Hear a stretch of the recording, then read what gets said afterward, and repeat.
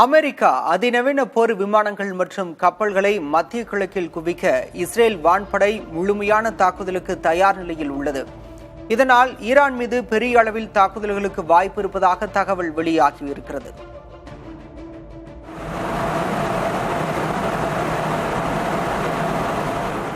Israel Iran தாக்குதல்களுக்கு மத்தியில் America மத்திய கிழக்கு பிராந்தியத்திற்கு புதிய போர் விமானங்களையும் கடற்படை கப்பல்களையும் அனுப்பியுள்ளது.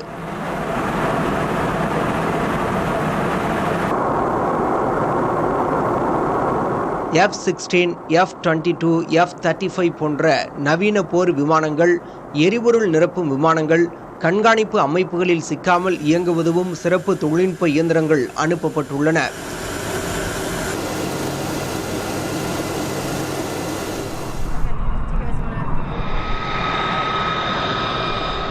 மேலும் USS நிமிட்ஸ் எனும் பெரும் விமானம் தாங்கி போர்க்கப்பலும், USS தாமஸ் ஹண்டர் உள்ளிட்ட நவீன ராணுவ கப்பல்களும் அனுப்பப்பட்டுள்ளன.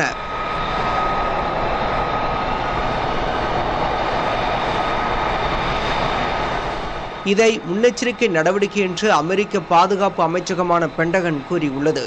இது ஏற்கனவே பதற்றத்தில் இருக்கும் இஸ்ரேல் ஈரான் மோதலில் அமெரிக்காவின் நேரடி பங்கு இருப்பதை காட்டுகிறது.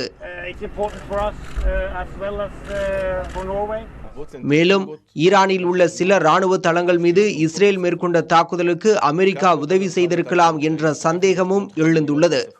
இதற்கிடையே F-15 ஈகிள் போர் விமானம் மூலம் ஈரானில் உள்ள முக்கிய இலக்குகளை தாக்கியதை காட்டும் வீடியோ காட்சியை இஸ்ரேல் ராணுவம் வெளியிட்டுள்ளது. இதனுடன் ஈரானால் ஏவப்பட்ட ஒரு ட்ரோனை ஏவுகணை மூலம் இடைமறித்து அழிக்கும் மற்றொரு காட்சியும் வெளியாகியுள்ளது.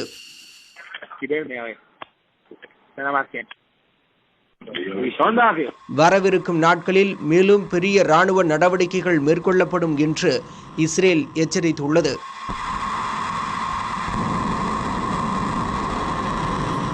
இதனால் ஈரான் அமெரிக்கா நேரடி மோதலுக்கு வாய்ப்பு ஏற்படலாம் என சர்வதேச பாதுகாப்பு ஆய்வாளர்கள் தெரிவிக்கின்றனர்.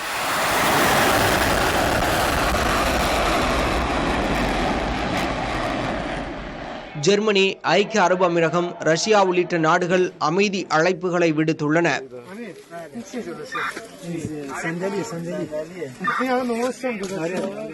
புதிய தலைமுறைக்காக GS பாலமுருகன்.